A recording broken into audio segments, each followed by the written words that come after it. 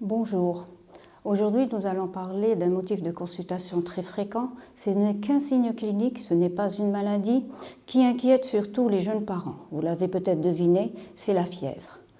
Elle se définit comme une élévation de la température centrale du corps au-delà de 38 degrés Celsius, en dehors de l'exercice physique, d'un surhabillage ou d'une ambiance très chaude.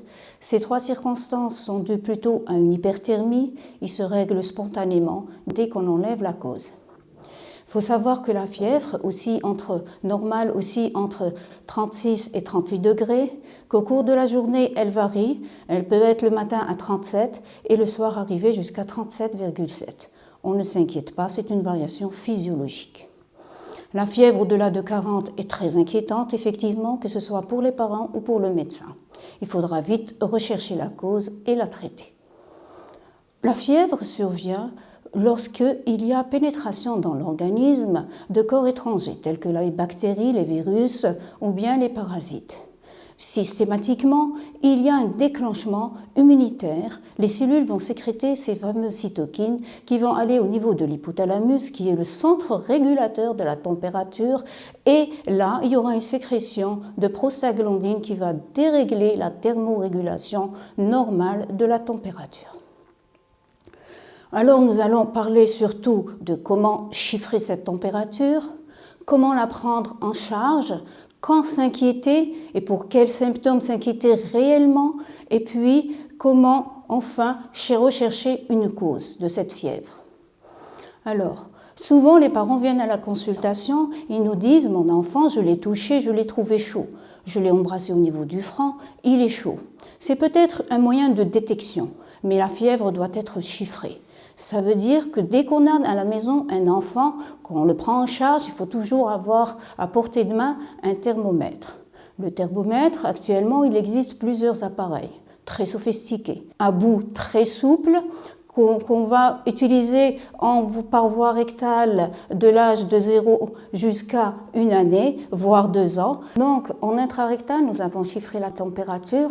Cette voie ou cette prise de température peut être autorisée jusqu'à l'âge de 2 ans. À partir de 2 ans, on peut utiliser les autres moyens de prise de température, toujours avec un thermomètre électronique au niveau axillaire sous le bras.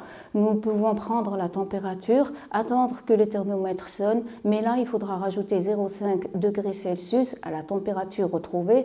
On va donner un exemple. Par exemple, si on trouve une température à 38,5, il faudra rajouter le 0,5. Donc, l'enfant est en réalité à une température centrale de 39 degrés.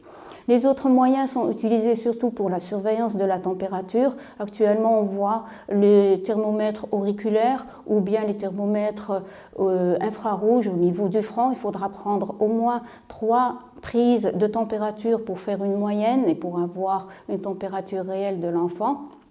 Après la prise de cette température, que faire? Si elle est très élevée, dépassant 40, il faudra aller consulter. Si l'enfant présente des maladies associées, chroniques, pulmonaires, respiratoires, cardiaques, il faudra également aller consulter le plus tôt possible. Si l'enfant, le nourrissant à moins de 3 mois, c'est une urgence, il faut aller également consulter. Mais là, si l'enfant a plus de 3 mois, qu'il tolère bien sa fièvre, que rien n'a changé dans ses habitudes, il joue normalement, il mange normalement, il dort normalement, il n'est pas irrité. Là, les parents peuvent prendre en charge la température et la surveiller à domicile, bien sûr en prenant toutes les dispositions de découvrir l'enfant, de diminuer la température, voire utiliser un médicament et attendre 48 heures. Au-delà de 48 heures, si la fièvre persiste, les parents doivent emmener l'enfant chez son pédiatre pour l'examiner et pour rechercher une cause.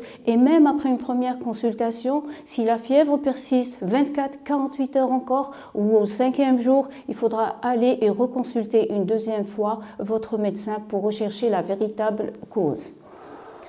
Nous avons des signes associés à la fièvre qui sont inquiétants. Et c'est là où la fièvre devient un signe clinique, certes, mais il faudra impérativement rechercher sa cause. En général, c'est une cause virale d'origine ORL. Ça peut être une rhinopharyngite chez le tout petit, une angine chez le plus grand, une otite, une sinusite. Ça, c'est la sphère ORL. Ça peut être une atteinte pulmonaire, quand on a une détresse respiratoire, quand on a une toux importante, quand l'enfant devient bleu. Ça pourrait être une gastroentérite, quand on a des vomissements et des diarrhées, ou bien une infection urinaire qu'il faudra rechercher avec une analyse des urines.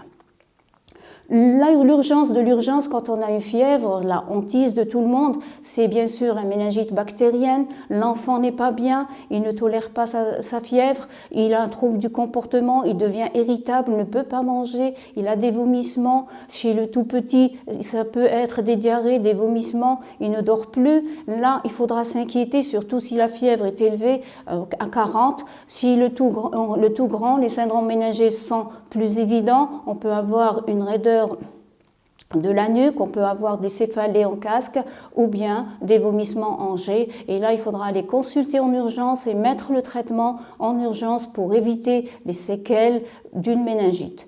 Je tiens à parler de la méningite parce qu'elle peut être fatale pour l'enfant et puis elle peut causer également des convulsions. Les convulsions, bien sûr, peuvent être secondaires à cette infection ou bien être des convulsions fébriles simples. Le premier épisode est toujours inquiétant pour les parents, mais il faut consulter bien sûr, et il faut être rassuré, surtout s'il y a une notion de convulsion fébrile dans la famille déjà. L'enfant convulse moins de 15 minutes, il convulse de façon généralisée, c'est tout le corps qui tremble, et puis c'est une fois par jour, donc il faudra traiter bien sûr la fièvre et l'emmener pour consultation. Nous avons fini avec tout ce qui est cause de la fièvre. Nous arrivons à la prise en charge. Le degré de l'élévation de la fièvre ne correspond pas réellement à la gravité de la maladie. On peut être bien à 39 degrés et tolérer cette fièvre et on peut être irrité, avoir un trouble du comportement quand la fièvre est à 38,5, 38,6. Donc la tolérance diffère en fonction de la personne. La première chose à faire, avant, on mettait l'enfant dans un bain à moins de 2 degrés Celsius par rapport à la température de l'enfant. Actuellement, on ne fait plus de bain, ça peut provoquer des frissons, l'enfant grelotte, ça peut même provoquer des convulsions. Donc on a arrêté cette méthode. On peut utiliser des serviettes ou des compresses mouillées avec de l'eau tiède au niveau du bas-ventre, au niveau des membres ou au niveau du front. On peut également mettre l'enfant dans une ambiance à 18, 19, 20 degrés quand il est très fébrile. Le découvrir, lui mettre des habits très légers et puis surtout l'hydrater car la fièvre peut causer une déshydratation. Ça, ce sont les moyens physiques simples qu'on fait dès qu'on sait que l'enfant a de la fièvre. Après, il faudra passer au traitement médicamenteux. Quand la fièvre est très élevée, il faut la respecter, la fièvre, parce que c'est un mécanisme de défense. À partir de 38,5, il faudra mettre un médicament.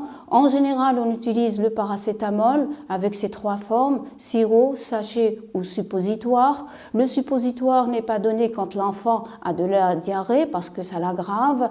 Le sachet de paracétamol, c'est du paracétamol, ce n'est pas de l'aspigique. Les parents confondent souvent les sachets, ils pensent que c'est de l'aspigique. Actuellement, l'aspigique n'est plus donné à l'enfant vu qu'il peut avoir des effets secondaires importants et graves. Donc, l'alternance entre sachet et suppo ou sachet et sirop n'est pas correcte. Il faut laisser un délai de 6 heures, quelle que soit la forme du paracétamol. Nous donnons le paracétamol et normalement, avec les moyens physiques et le médicament, tout rentre dans l'ordre. Il faudra surveiller quand même 48 heures l'enfant, lui prendre la température de temps en temps, surtout la nuit, il ne faut pas oublier la nuit. Et si on se résume, la fièvre se chiffre au-delà de 38 degrés Celsius. Il faudra surtout la chiffrer, ne pas se précipiter aux urgences, au contraire, donner les premiers soins à la maison, les soins physiques et le médicament. Et nous remercions Atabibou qui nous a invités pour faire ces séances de sensibilisation et j'espère qu'il y aura une bonne continuité. Merci.